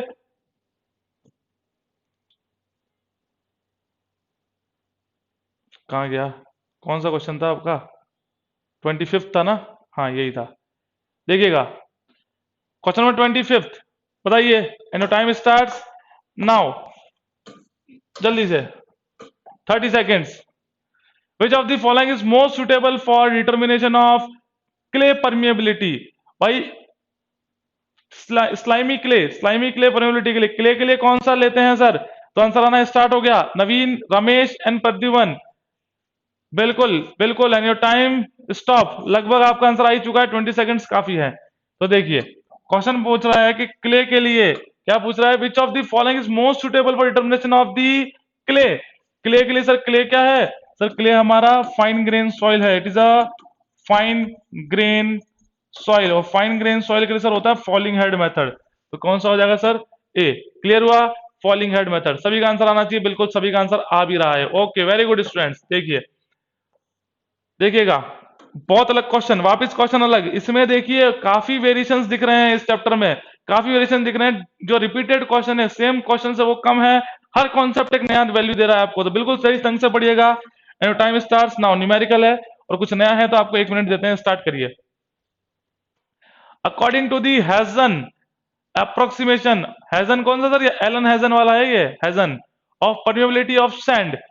If the effective diameter is 0.2 centimeter, then the permeability in centimeter per second will be approximately equal to, will be approximately equal to। बिल्कुल सही है। किसने लिखा है ये, सबसे पहले नवीन ने। बिल्कुल, k is equal to C into D ten का होल स्क्वायर होता है sir, C into D ten का होल स्क्वायर होता है। और आंसर आना स्टार्ट हो गया सभी का। नवीन का आया सर आंसर ए, प्रद्युमन का आंसर केवल लिखा है उन्हें, आंसर कैलकुलेट करिए प्रद्युमन जल्दी से, कैलकुलेट करिए। रमेश का ए, मयंक का ए, बिल्कुल। लास्ट 15 सेकेंड, जल्दी से करिए, जल्दी से करिए, बहुत ही सिंपल क्वेश्चन है। कर दिया ऊपर प्रद्युमन, बिल्कुल कर प्रद्युमन कर दिया, बिल्कुल सही है। देखिए ओके 26 का ए लिख दिया आपने, चलो स्टॉप। देखिएगा ये जो इक्वेशन है सर इसको बोलते हैं हेजन, या बोलते हैं पूरा नाम एलन हेजन इक्वेशन। ये इनडायरेक्ट फॉर्मूला होता है, इनडायरेक्ट मेथड्स होता है आपका परमिबिलिटी को फाइंड आउट करने का। फॉर्मूला होता है k is equal to C into D ten का होल स्क्वायर। भाई c किस में है, जब सेंटीमीटर पर सेकंड होगा तब याद रखिएगा। जब आपकी डायमीटर क्या होगा सेंटीमीटर पर, तो c की वैल्यू क्या होगी सर 100 लेनी है उस कंडीशन में। तो यहाँ पे देखो सेंटीमीटर में दे रखा है और वैल्यू पूछा सेंटीमीटर पर सेकंड, तब जाके 100 होगा। क्लियर हुआ, हमेशा 100 नहीं होता, याद रखिएगा ये भी। तो k is equal to c की वैल्यू सर हो गई 100 इंटू डी टेन का whole square into D ten का whole square. D ten diameter कितना सर 0.2 का होल स्क्वायर, 0.2 इंटू 0.2, ये अपन ने 100, सीधा सा आंसर आ गया 4 यार, बहुत ही सिंपल है, 4 सेंटीमीटर पर सेकंड। तो आंसर क्या दिख रहा है सर, ए हो गया। क्लियर सभी स्टूडेंट्स को, बिल्कुल बिल्कुल जितेंद्र 26 का ए होगा। विच of the following soil have the highest permeability. देखिए कहीं ना कहीं चीजें वही हैं, वर्डिंग चेंज है। स्टार्ट करते हैं, 20 सेकंड्स देंगे। पूछ रहा है कि इनमें से किस सॉइल की हाईएस्ट इम्परमिएबिलिटी, नॉट परमिएबिलिटी, इम्परमिएबिलिटी लिख रखा है, सबसे हाईएस्ट इम्परमिएबिलिटी। देखते हैं आंसर क्या आ रहा है 27 का। प्रद्युमन बोल रहे हैं सर बी, नवीन बोल रहे हैं डी, जितेंद्र बोल रहे हैं डी। बी कैसे होगा प्रद्युमन, बी कैसे होगा, बी कैसे होगा, स्टॉप। देखिएगा यार, बोला है आपको कि क्वेश्चन देखिए, इम्परमिएबिलिटी कौन सा इम्परमिएबल है, इम्परमिएबल है कौन सा इम्परमिएबल है। तो यार कोर्स ग्रेन सॉइल तो परमिएबल होती है ना, तो कोबल तो कोर्स ग्रेन सॉइल, ये नहीं होगा। कोर्स ग्रेन सैंड भी नहीं होगा। सबसे स्मॉलेस्ट पार्टिकल सर सिल्ट के हैं, तो इसमें सिल्ट होगा। अगर क्ले होता तो क्ले लिखते, अभी क्या सिल्ट है, तो इम्परमिएबल होगा सर आपका सिल्ट, बिल्कुल। From given lesser size silt, so silt is less impermeable. ठीक है, बताया था आपको, अगर क्ले होता तो क्ले लिखते, अभी सिल्ट है तो अपन क्या लिखेंगे सर सिल्ट। इम्परमिएबल पूछ रहा है, ये याद रखिए, कंफ्यूज नहीं हो जाएगा। परमिएबिलिटी पूछता था तो कोबल बोलते, सबसे बड़ा पार्टिकल तो ज्यादा परमिएबल होता है, सबसे छोटा पार्टिकल जिसकी साइज सबसे छोटी होती है वो ज्यादा ही क्या होता है सर इम्परमिएबल होता है। क्लियर हुआ, 28 पे चलेगा। बहुत ही सिंपल सा क्वेश्चन है, केवल 10 सेकंड्स देंगे, फटाक से आंसर आना चाहिए। Time starts now. देखिए in soil mechanics the law of flow of water through the soil was first study by. देखिए आंसर आना स्टार्ट होगा 28 का, बिल्कुल सही है। Naveen stop stop stop, Naveen का आ गया, मयंक का आ गया, प्रद्युमन, जितेंद्र, राजकुमारी एंड बिल्कुल डार्सी। बताया तो था आपको कि सर जो लॉ होता है परमिबिलिटी का, डार्सी लॉ होता है, v इज इक्वल टू आई होता है, तो प्रोबेबिलिटी का साइन हटेगा तो के आई आ जाएगा, और q is equal to K आई है। कितनी बार बता दिया, वही तो चीज है डार्सी का लॉ। ओके स्टूडेंट, चलते हैं नेक्स्ट क्वेश्चन के ऊपर। विच of the following material will have the least permeability. अब देखिएगा बिल्कुल ध्यान से, 20 सेकंड्स देंगे आपको, और आंसर सभी का सही होना चाहिए, नो कंफ्यूजन, बिल्कुल किसी को भी, not even a single students. 26 का आंसर आना है, 29 का आंसर आना स्टार्ट हो गया। प्रद्युमन का आ चुका है, नवीन का आ चुका है, राजकुमारी का आ चुका है। 20 सेकंड्स मिलेंगे, लास्ट 10 सेकंड्स रिमेनिंग। मयंक का भी आंसर आ चुका है। ध्यान से पढ़िए, ध्यान से पढ़िए, क्या बोल रहा है सर, लीस्ट परमिएबिलिटी मतलब स्टॉप। देखिए क्या कहना चाह रहा है कि जो नीचे मटेरियल दे रखे हैं, जो सॉइल के टाइप्स दे रखे हैं, उनमें से सबसे कम परमिएबिलिटी कितनी होगी यार, बताया था, जिसका साइज साइज इतना स्मॉल होगा परमिएबिलिटी उतनी ही क्या होगी, कम होगी। क्लियर हुआ, तो देखिए सबसे smallest size gravel, sand, silt और क्ले। क्ले होता है सबसे स्मॉलेस्ट, तो आंसर क्या हो गया सर, सी हो गया। क्लियर सभी का आंसर, ओके, बहुत ही बेसिक क्वेश्चन था। देखिए अब आएगा असली मजा। देखिए चीजें पता होंगी फिर भी आंसर गलत आएगा। Last 20 seconds given to this question and time starts now. देखिएगा बहुत ही अच्छे से, 20 seconds. The permeability of a given soil is proportional to directly, inversely किसके, average grain size, average grain size या directly proportional to the square of the, या inversely proportional to the square of the average grain size. Last 5 seconds और answer भी आना start हो गया। 29 का नहीं 30 का बात करें, 30 का आंसर आ गया प्रद्युमन का सी, बिल्कुल सही है। नवीन स्टॉप स्टॉप स्टॉप, बिल्कुल सही है। देखिए आंसर क्या आ रहा है, जितेंद्र का आंसर आ गया डी, बिल्कुल बताइए। नवीन का आंसर आ गया सी, प्रद्युमन का सी, मयंक का सी। जितेंद्र का डी आया है बस। बोला था चीजें पता होगी पर आंसर गलत होगा। दिक्कत क्या होती है कि अगर वो न्यूमेरिकल फॉर्म में लिख देता तो बिना देखे टिक हो जाता, पर उसने न्यूमेरिकल फॉर्म में नहीं लिखा है। भाई ये बात कर रहा है परमेबिलिटी की। के इज एलन हसन के अकॉर्डिंग सी इंटू डी टेन का स्क्वायर, अभी तो बताया अपन ने, सी इंटू डी टेन का स्क्वायर बताया आपको। तो सी क्या होता है सर, कांस्टेंट, और डी टेन का स्क्वायर। तो यहाँ पे परमेबिलिटी डायरेक्टली प्रोपोर्शनल होती है, इनवर्सली से हटा दीजिए। तो या तो आंसर होगा ए या आंसर होगा c. Average directly proportional to the average grain size, नहीं नहीं बेटा सर स्क्वायर है यहाँ पे, तो देखिएगा square of the average grain size, बिल्कुल सही होगा। आंसर क्या होगा, सी होगा। बिल्कुल जितेंद्र करेक्ट हुआ।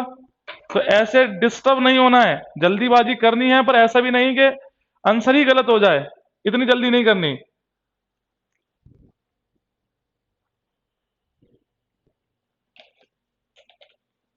क्लियर हुआ? ओके। बहुत सिली मिस्टेक हो जाती हैं, चीजें पता है, अभी सॉल्व भी किया है, ये चीजें ध्यान रखनी है, यही चीजें ध्यान रखनी है। कब होगा, जो नंबर ऑफ क्वेश्चंस आप लगाएंगे, प्रैक्टिस करेंगे, तब आपको ये चीजें क्लियर होंगी। ठीक है, आते हैं 31 पे। देखिए बहुत ही अजम्पशन से पूछा गया है question, and your time starts only 20 seconds. Darcy law is valid only if the flow is, Darcy law valid होगी अगर फ्लो कैसा होगा सर, टर्बुलेंट, लेमिनार, इंटरमिटेंट और ड्यू टू द वाटर। जल्दी से बताइए, जल्दी से बताइए। रमेश, प्रद्युमन, मयंक, राजकुमारी, रमेश, प्रद्युमन, मयंक और राजकुमारी, and your time stop, and your time stop. क्या लिख रहे हैं नवीन, क्या लिखना चाह रहे हैं कि सर 31 का सी होगा, और ये तो सभी को पता है 31 का सी होगा। क्या लिखा, laminar, R is less than, बिल्कुल ये पॉइंट लिखा है, ये पॉइंट लिखा है। ये क्वेश्चन भी आता है, पूछता है कई बार आपको। ठीक है, 1 मिनट होल्ड करिएगा, 1 मिनट होल्ड करिएगा।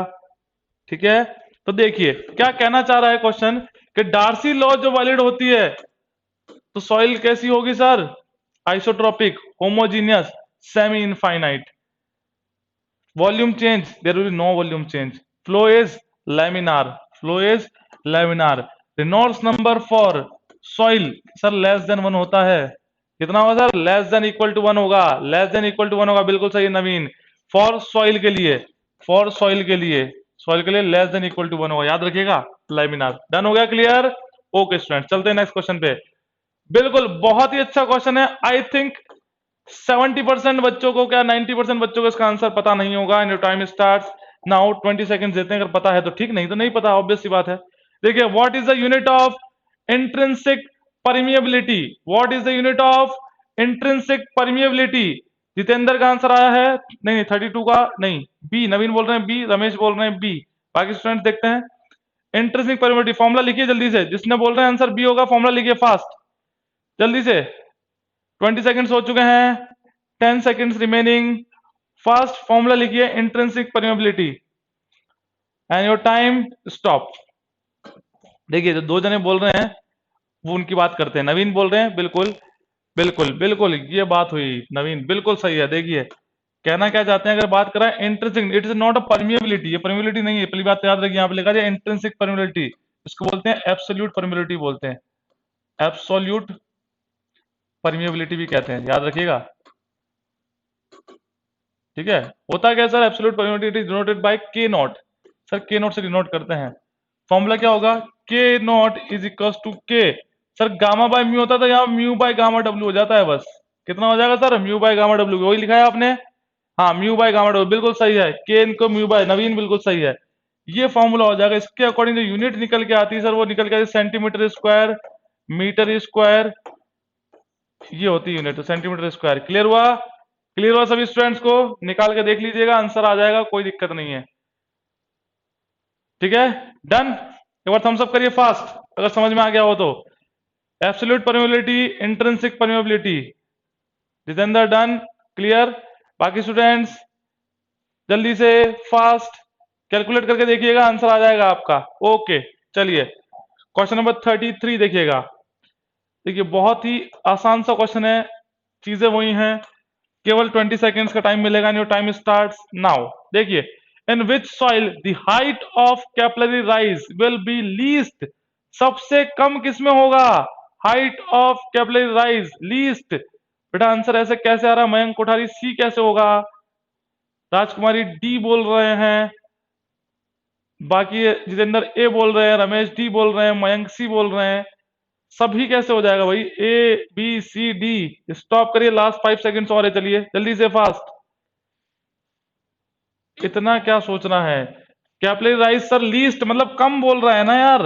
कम, सबसे कम किसमें होगा? सबसे कम किसमें होगा? या सबसे कम हाइट कैपिलराइज किसमें होगा? जिसमें सॉइल पार्टिकल की साइज बड़ी होगी, साइज बड़ी होगी तो कैपिलराइज छोटा होगा। तो सबसे बड़ा सर क्या है सर? ग्रेवल हुआ तो डी हुआ ना, डी हुआ ना। सबसे कम सैंड में होगा। सैंड में क्यों हो जाएगा? ग्रेवल, सैंड, सिल्ट और क्ले। तो पहले ग्रेवल आता है ना, boulder, cobble, gravel, sand, silt और क्ले। तो पहले क्या आएगा सर? ग्रेवल आएगा ना यार। तो ग्रेवल, क्योंकि बताया तो था हाइट ऑफ कैपिलराइज का फॉर्मूला 4 सिग्मा। इतनी बार बता दिया फिर भी आंसर गलत आ रहा है। बहुत ही दिक्कत की बात है सर बेटा ये तो। जितना साइज बड़ा होगा उतनी कैपिलराइज कम होगा। लीस्ट बोल रहा है ना कि हाईएस्ट बोल रहा है, याद रखिएगा। ये इसको लीस्ट का मतलब होता है कम, मिनिमम। तो क्या होगा?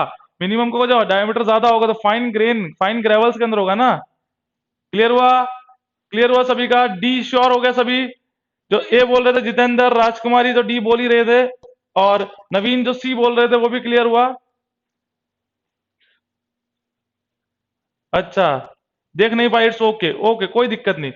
बोला है कि आराम से क्वेश्चन करिए भाई, जल्दी नहीं है, चीजें सही करनी है। जल्दी करके पेपर नहीं करना है, सही करके पेपर करना है। स्पीड बनानी है पर गलत स्पीड नहीं बनानी।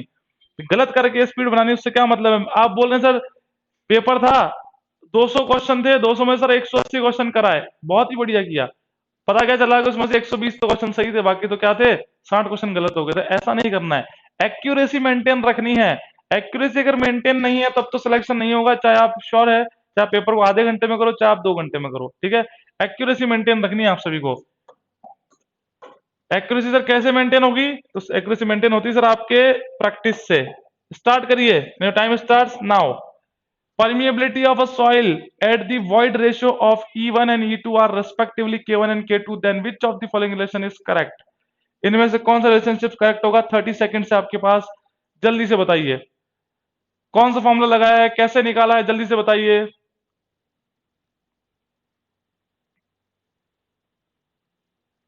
जल्दी से बताइए, लास्ट 5 सेकंड्स। आंसर नहीं आया, टाइम इंक्रीज करना पड़ेगा। इंक्रीज, 30 सेकंड इंक्रीज कर दिया। आराम से सोचिए, आराम से सोचिए। क्या बोले नवीन? नहीं होना चाहिए, नहीं होना चाहिए। ई स्क्वायर होता है, बिल्कुल बिल्कुल बिल्कुल। कौन बोल रहे हैं? जितेंद्र बोल रहे हैं, बिल्कुल। And your time will be last 5 second, last 5 seconds, last 5 seconds and time will be stop.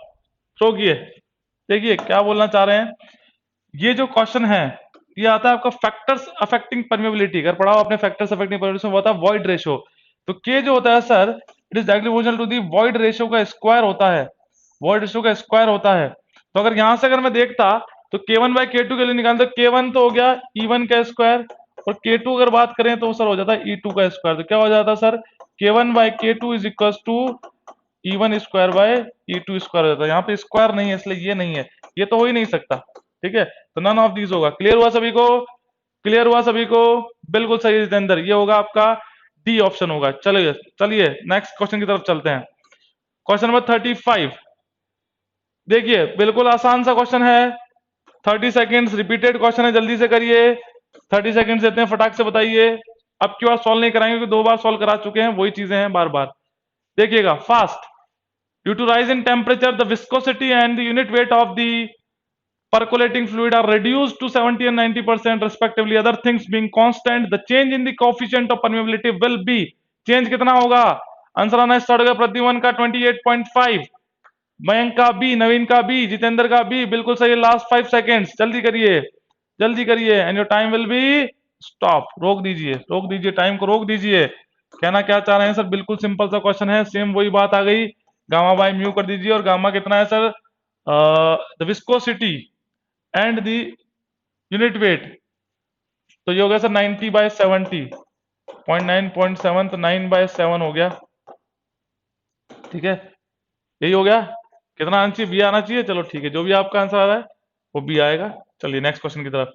If the coefficient of permeability of soil is 10⁻⁻7 centimetre, जब भी क्वेश्चन आए तो यहाँ पे यूनिट का ध्यान रखिएगा, 10⁻⁻7, then the soil can be classified as, जल्दी से बताइए, जल्दी से बताइए, क्ले, क्ले होगा, बिल्कुल सही है, क्ले होगा। क्या होगा सर?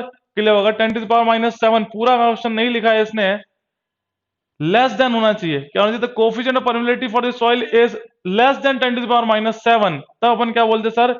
ए होगा, नहीं तो अपन सिल्ट कह सकते हैं इसके अकॉर्डिंग, पर क्ले बोलेंगे। क्वेश्चन के अंदर आंसर जो है क्ले है। उसका रीजन क्या, अगर यहाँ लिखा हो 10⁻⁻7 से लेस देन है तो we can say it is a clay. ठीक है, डन, नहीं तो बी होना चाहिए आंसर वैसे तो। ठीक, चलिए 36 के बाद देखते हैं क्वेश्चन नंबर 37, देखिएगा स्टूडेंट्स, 37, बहुत ही अच्छा क्वेश्चन, बहुत ही अच्छा क्वेश्चन। सर ये क्वेश्चन तो कुछ अलग लग रहा है, चैप्टर ही ये नहीं है, बिल्कुल ये चैप्टर ये नहीं है, ये सीपेज एनालिसिस का क्वेश्चन है। ये जो क्वेश्चन है सर किसका है? सर सीपेज एनालिसिस का क्वेश्चन है, फ्लो नेट से क्वेश्चन है, सीपेज एनालिसिस का क्वेश्चन है बेटा, सीपेज एनालिसिस का क्वेश्चन है और फ्लो नेट का क्वेश्चन है। टाइम स्टार्ट नाउ, 1 मिनट देंगे, आराम से सॉल्व करिए, क्वेश्चन को पढ़िए पहले, तो क्वेश्चन को समझिए, 1 से 1.5 मिनट आपको देंगे। A homogeneous earth dam is 24 metre होगा in height and has a freeboard of 4 metre. The flow net drawn for the dam. Flow net का क्वेश्चन बताया था आपको। Flow net indicates the number of potential drop is 12 and number of flow channel is 3. The coefficient of permeability of the dam is 3 into 10 to the power minus 6 meter per second. The discharge per metre length of the dam will be, बताइए discharge क्या होना चाहिए। सबसे पहले जैसे बताइए कि sir formula कौन सा लगेगा, जो भी स्टूडेंट्स सॉल्व कर रहे हैं जल्दी से फॉर्मूला लिख के बताइए, टाइप करके बताइए सर फॉर्मूला क्या लगेगा। बिल्कुल सही है Naveen, Q equals to K H N F over में एनडी लगता है, बिल्कुल सही है, Q equals to K H N F over में ND, discharge per unit length का फॉर्मूला होता है इन फ्लो नेट। करिए सॉल्व, आंसर आ चुका है। रमेश बोल रहे हैं सर आंसर 1.5 होगा, नवीन बोल रहे हैं सर आंसर डी होगा, रमेश जी बोल रहे हैं सर आंसर डी होगा। 30 सेकेंड इंक्रीजेस, आराम से करिए, प्रद्युमन, मयंक, जितेंद्र, राजकुमारी, सभी 20 seconds remaining, 15 second remaining, 10 second remaining, 5 second remaining, जल्दी से करिए and your time will be stop, बेटा स्टॉप। देखिए किस किस का आंसर आ चुका है, नवीन, रमेश एंड मयंक, तीन ही का आंसर आ चुका है। देखिए स्पीड को बढ़ाइए, अर्थ डैम की बात कर रहा है और डैम के अंदर 24 मीटर हाई डैम है जिसका फ्री बोर्ड जो होता है, सर ये फ्री बोर्ड क्या चीज आ गई, ये 24 मीटर है ये तो यार एक डैम है और इस डैम की बात कर रहे हैं, ये वाटर लेवल है उसका। ठीक है, टोटल हाइट जो डैम की है सर वो कितनी है, 24 मीटर है। कितना है सर, 24 मीटर है। ये जो फ्री बोर्ड मतलब एक्स्ट्रा मार्जिन देते हैं फ्लक्चुएशन के, इसको बोलते हैं फ्री बोर्ड, ये आपका 4 मीटर है। और बात कर रहा है कि फ्लो नेट ड्रॉ किया तो dam indicate number of potential drop जो है 12 है, नंबर ऑफ फ्लो चैनल 3 है, एनएफ ये है आपका, एनडी एनडी आपका 12 है। तो कोफिशिएंट ऑफ परमेबिलिटी के की वैल्यू है आपकी 3 इंटू 10⁻⁻6 मीटर पर सेकंड। तो डिस्चार्ज निकालना है कि small q per metre length. ठीक है, सबसे पहले सर फॉर्मूला बताइए sir, q is equal to क्या होता है, k H N f upon में एन डी। इधर देखिएगा, के होता है कोफिशिएंट ऑफ परमेबिलिटी, एच होता है head of the water available, n f is the number of flow channel, and n d is the number of potential drop. ठीक है, क्लियर हुआ, बिल्कुल। अब देखिए सबसे पहले तो एच निकालने, तो वाटर लेवल कितना है वो पता करना चाहिए। तो वाटर लेवल क्या हो जाएगा सर, ये वाटर लेवल है अपना। तो क्या करेंगे, टोटल हाइट में से फ्री बोर्ड को माइनस कर देंगे, तो कितना बच गया, 20 मीटर। सर ये क्या हो गई, ये मेरे एच की वैल्यू हो गई, ये क्या हो गई सर, एच की वैल्यू हो गई। क्लियर हो गया, सही है। तो क्या कह सकते हैं, परमिएबिलिटी, परमिएबिलिटी कितना हो गया सर, 3 इंटू 10⁻⁻6, एच हो गया sir 20 metre, n f number of flow channel is 3, number of equipotential drop is 12। तो 3 4 जा 12 और 4 5 जा 20, तो 5 या 15 इंटू 10⁻⁻6। तो क्या लिख सकते हैं, 1.5 10⁻⁻5। क्या हो गया आंसर, सभी का सही है। नहीं आ रहा जितेंद्र, तो देखिए जितेंद्र अगर नहीं आ रहा तो सॉल्व करिए इसको, ये जो आपको बता रखा है। अगर फिर भी डाउट है तो बताइए क्या होगा, कहाँ पे डाउट है, जल्दी से बताइए। नवीन का आ गया, मयंक का आ गया, जितेंद्र को नहीं आया, रमेश का आ गया, प्रद्युमन कहाँ है, प्रद्युमन का नहीं आया, जितेंद्र का नहीं आया, राजकुमारी का नहीं आया, आ गया सर, नो डाउट। ठीक है, okay, Rajkumari and Pradyuman, okay, अब हो गया, ओके। तो पता देखिए क्या वैल्यू को पढ़िए कि अर्थ डैम की जो हाइट दे रखी है, हाइट दे रखी 24 मीटर, पानी थोड़ी उतना है उसमें, फ्री बोर्ड है 4, मतलब एक्स्ट्रा मार्जिन 4 मीटर दे रखा है, तो वाटर लेवल तो सर यही तो था।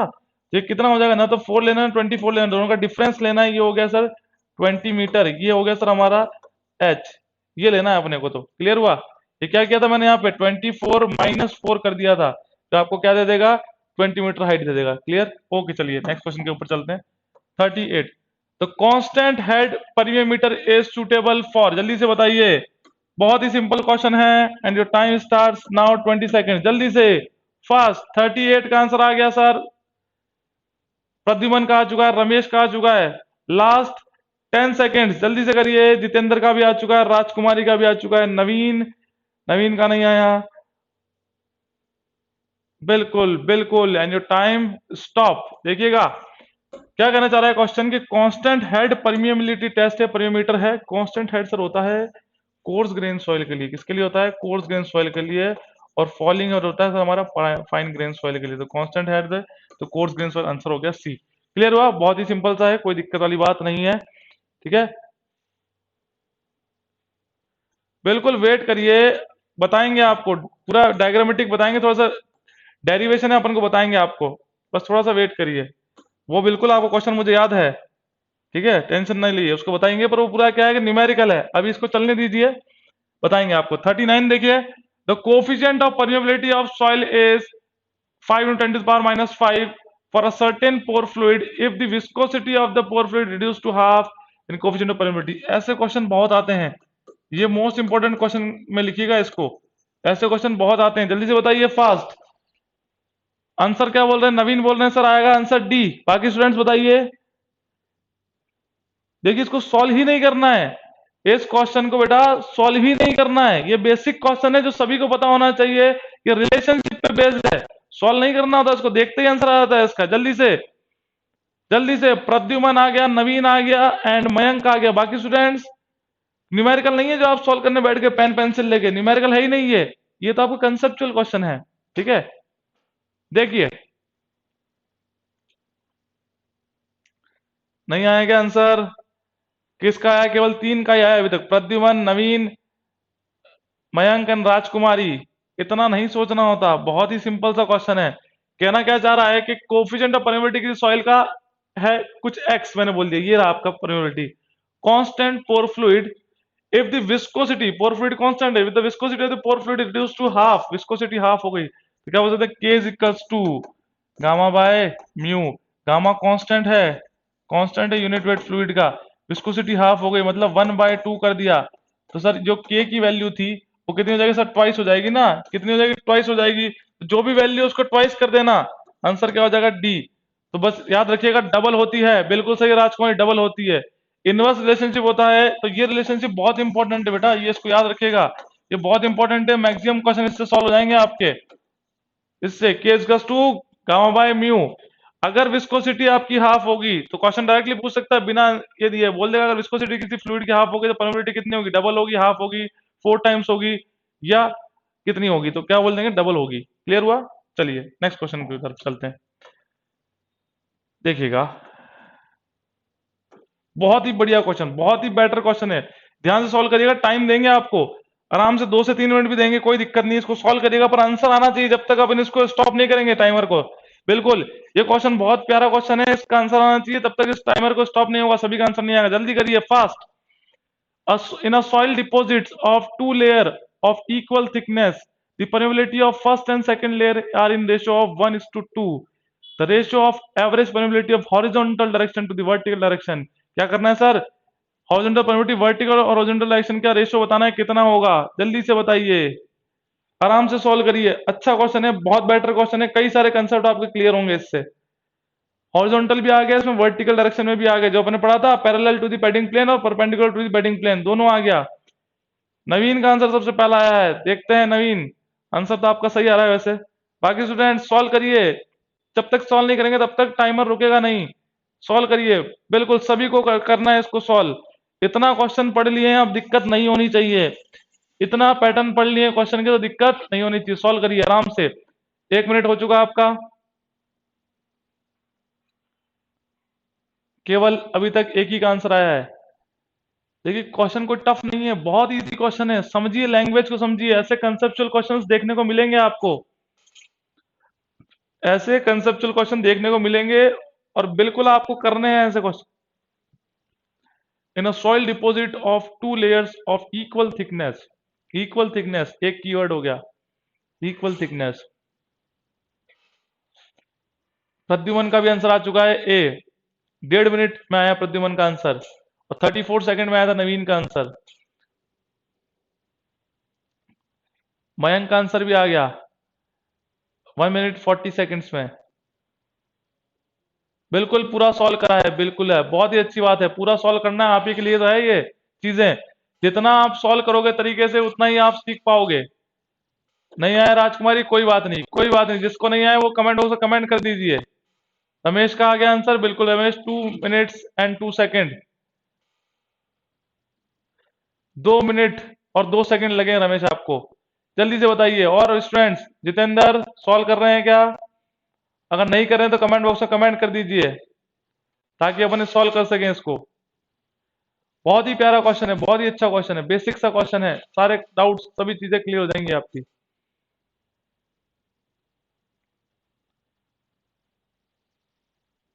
2 minute 30 seconds हो चुके हैं। जल्दी, फास्ट। लास्ट 30 सेकंड्स देंगे, चाहे कुछ भी हो जाए, अब इसको स्टॉप करना ही पड़ेगा। Last 20 seconds, last 15 seconds.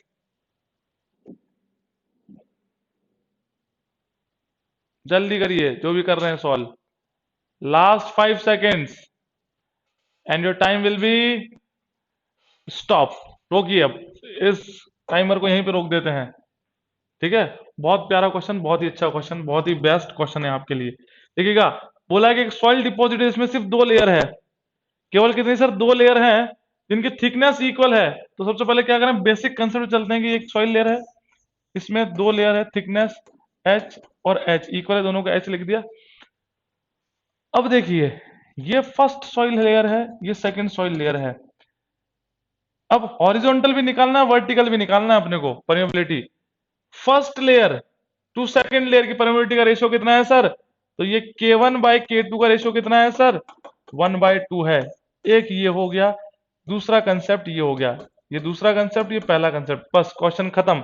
अगर इतना समझ गए तो क्वेश्चन आपका यहीं पे ओवर हो गया। देखिएगा अब क्या करना है। तो सर निकालना है, रेशो, अगेन रेशो निकालना है सर किसका? एवरेज परमेबिलिटी इन हॉरिजॉन्टल डायरेक्शन, मतलब के एक्स डायरेक्शन के अंदर, के equivalent in x direction and vertical direction, के इक्विवेलेंट इन वर्टिकल डायरेक्शन, दोनों में निकालना है। तो करना क्या है सर? तो फॉर्मूला लगा दीजिए, summation of K H divided by summation of H. तो देखिए के जो होगा, K1 को क्या लिख सकते हैं? K1 is equal to K2/2। तो K2 क्या लिख सकते हैं? K1 को 1 लिख दीजिए, K2 को 2 लिख दीजिए या तो। ठीक है, और यहां से देखिए K1 को क्या लिख सकते हैं? 1 लिख दीजिए, और K2 को क्या लिख सकते हैं अपन? 2 लिख दीजिए। नहीं तो K1 इज इक्वल टू किस में टर्म में लिख सकते हैं सर?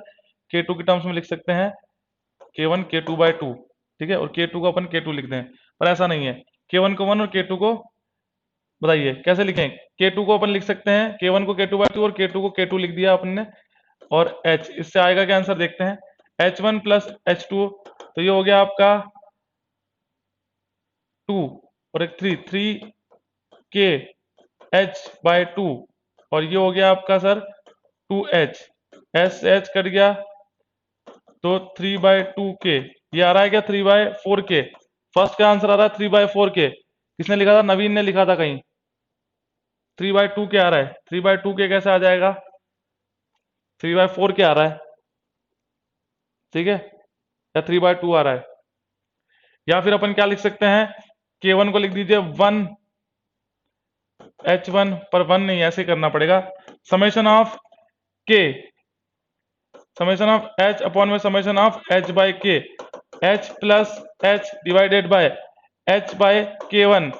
के वन सर कितना हो गया, के टू बाय टू, और ये हो गया आपका के टू अपॉन में एच अपॉन में के टू। यहां सॉल्व करिए तो टू एच डिवाइडेड बाय क्या हो गया, टू, थ्री के टू बाय टू, तो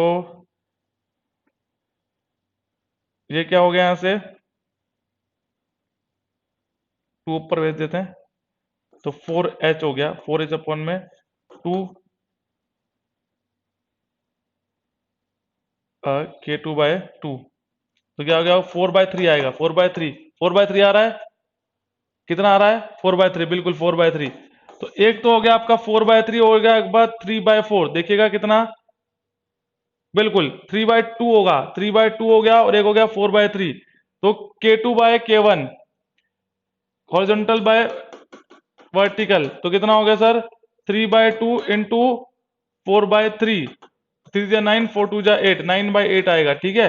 सॉल्व करिएगा इसको, सॉल्व करिएगा, आंसर आ जाएगा आपका, क्लियर हुआ। तो यहां से आएगा आपका थ्री बाय टू, बिल्कुल यहां से थ्री बाय टू आएगा, यहां से हो गया four by three, three by two और four by three, four by three, three जा नाइन हो गया और फोर टू जा एट हो गया। क्लियर सभी को, क्लियर हो गया सभी को, जल्दी से बताइए।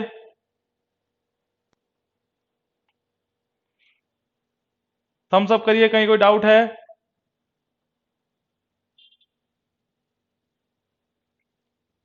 डन। तो क्या करना है, रिलेशनशिप लिखना है कि K1 जो हो जाएगा सर उसको क्या लिख सकते हैं, K2 बाय टू, और अगर बात करें K2 के टर्म्स में लिखोगे तो 2K1 लिख सकते हैं। तो सबसे बेस्ट रहेगा ये करना, ये करना, इसमें थोड़ा दिक्कत कम होगी, ठीक है। देखिए दोबारा अगर नहीं समझ में आया दोबारा देख लीजिए,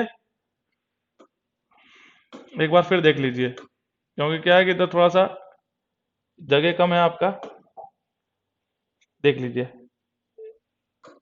यहाँ पे देख लीजिए आराम से।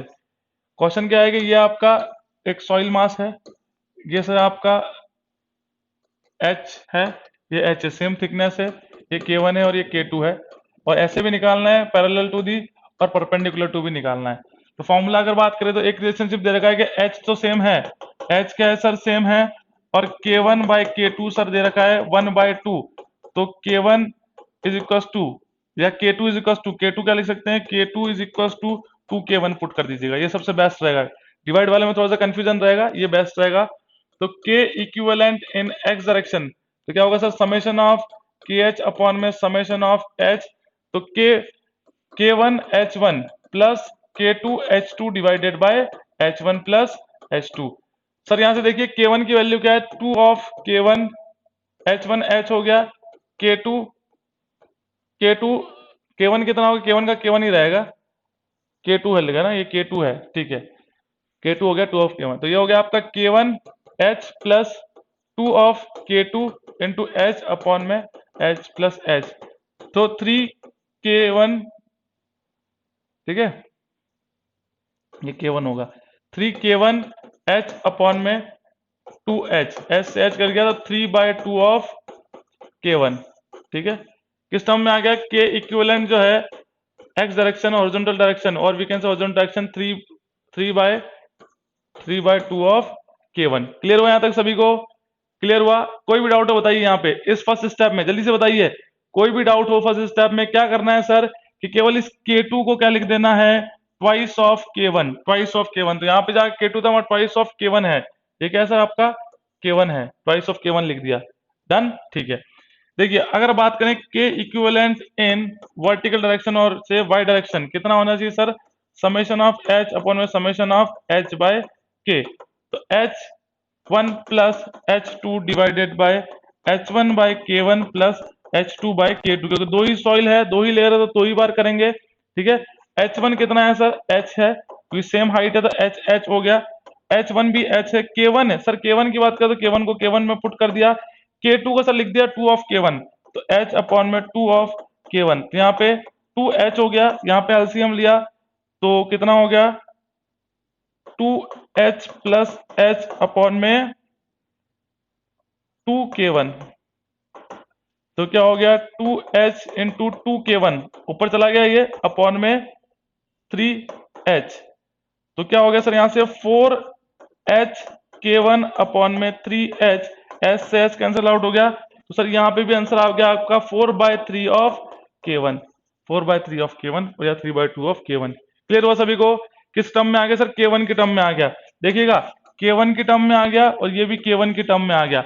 अब क्या करना है आपको? रेशियो निकालना है K1 मतलब K इक्विवेलेंट इन हॉरिजॉन्टल और K equivalent in vertical direction में। तो ये हो गया sir 3/2 of K1।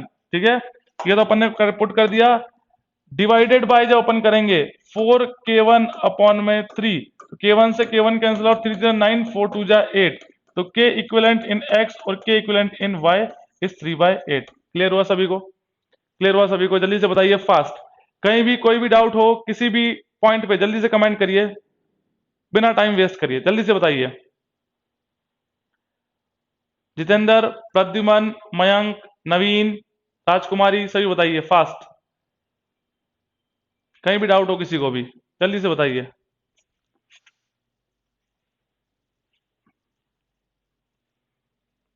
Jitendra okay, बाकी स्टूडेंट्स नोट कर लीजिए, इसको नोट करना है जल्दी से फास्ट।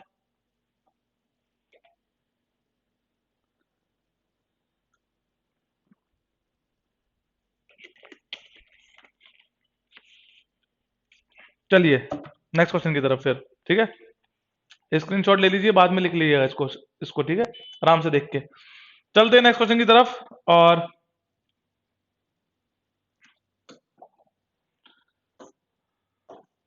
देखिए कोफिशिएंट ऑफ परमिएबिलिटी के ऊपर क्वेश्चन आ गया वापस, and your time starts now.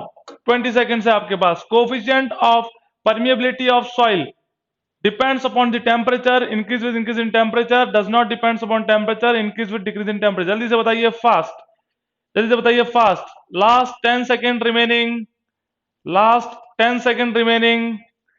Ramesh का आंसर आ चुका है, बाकी स्टूडेंट्स 20 सेकेंड हो चुके, जल्दी से बताइए फास्ट। क्या होना चाहिए आंसर? परमिएबिलिटी जो कोफिशिएंट है वो किस पे डिपेंड करता है सर? जितेंद्र का भी आंसर आ चुका है, प्रद्युमन का आंसर ए आ चुका है, बाकी सभी का बी, राजकुमारी का डी। स्टॉप, इतना कंफ्यूजन क्यों हो रहा है? फैक्टर्स अफेक्टिंग परमिएबिलिटी नहीं पढ़े क्या आपने? फैक्टर्स जो अफेक्ट करते परमिएबिलिटी को डिस्कस तो मैंने किया था, अभी भी बता सबसे इंपॉर्टेंट फैक्टर, उससे आपका सारा आंसर आ जाएगा। सर वो फैक्टर कौन सा था? कि जो कोफिशिएंट ऑफ परमिएबिलिटी होता है वो गामा बाय म्यू होता है, ये बोला सबसे इंपॉर्टेंट है। देखिएगा मैंने क्या बोला कि सर अगर विस्कोसिटी बढ़ेगी, मतलब कोई भी फ्लूइड अगर थिक होगा, भाई अगर एक तो बात करें आपके वाटर की और एक बात करें ऑयल की, ऑयल थिक है तो परमिएबिलिटी सर कम होगी, विस्कोसिटी बढ़ने पर परमिएबिलिटी कम होती है। ठीक है सर, ये तो विस्कोसिटी का रिलेशन है ना? सॉरी आ गया, बिल्कुल सही है। तो विस्कोसिटी के रिलेशन से बात हो रही है सर टेम्परेचर के रेस्पेक्ट में, तो मुझे पता है कि अगर यार टेम्परेचर बढ़ाएंगे तो विस्कोसिटी कम होती है ना, विस्कोसिटी कम होती है। ऑब्वियसली बात है, अगर मैं टेम्परेचर बढ़ाऊंगा तो विस्कोसिटी कम होगी। तो कैसा रिलेशनशिप हो गया विस्कोसिटी का? सर इनवर्सली हो गया, 1 अपॉन में टेम्परेचर, टेम्परेचर के बढ़ाने पे विस्कोसिटी कम होती है। यार किसी भी फ्लूइड को अगर मैं गर्म करूंगा तो रैंडमनेस आएगी तो विस्कोसिटी कम होगी, वो क्या होगा? थिन हो जाएगा फ्लूइड। टेम्परेचर बढ़ाऊंगा तो विस्कोसिटी कम होगी। अगर विस्कोसिटी टेम्परेचर के बढ़ाने पे विस्कोसिटी कम हो रही है तो परमिएबिलिटी क्या होगी? बढ़ेगी। तो देखिए क्या बोल सकते हैं, के इज डायरेक्ट रिलेशन क्या होता है? टेम्परेचर के होता है। टेम्परेचर अगर बढ़ेगा तो परमिएबिलिटी क्या होगी सर? बढ़ेगी। तो यहाँ क्या लिखा है? Increase with increase in temperature. पूरा रिलेशनशिप बता दिया आपको कैसे, डायरेक्टली ये नहीं बताया कि क्या ये होता है, ये कैसे होता है बता दिया आपको, क्योंकि गामा बाय म्यू होता है। विस्कोसिटी अगर बढ़ेगी मतलब फ्लूइड का थिक हो रहा है, थिक हो गया तो परमिएबिलिटी ऑब्वियस सी बात है कि passing the ability of the passing of water और any fluid from the pores of the और the voids of the solid is known as permeability. तो थिक होगा तो परमिएबिलिटी कम होगी। अब क्या करना है कि मैं टेम्परेचर को बढ़ा दूंगा, टेम्परेचर बढ़ाऊंगा रैंडमनेस हो जाएगी, गर्म होगा तो वो जो भी फ्लूइड होगा वो थिन हो जाएगा, विस्कोसिटी कम हो जाएगा। विस्कोसिटी यहाँ पे कम होगी तो परमिएबिलिटी क्या होगी? बढ़ेगी। टेम्परेचर के बढ़ने परमिएबिलिटी क्या होगी? बढ़ रही है, मतलब डायरेक्ट रिलेशनशिप है, directly proportional to the temperature होता है। क्लियर हुआ सभी स्टूडेंट्स को? तो आंसर क्या हो गया आपका? बी। डन। किस किस का आंसर आ रहा था गलत? प्रद्युमन आपका भी आंसर गलत था, राजकुमारी आपका भी गलत था। ठीक है, ओके। तो देखिए नेक्स्ट क्वेश्चन पे चलते हैं।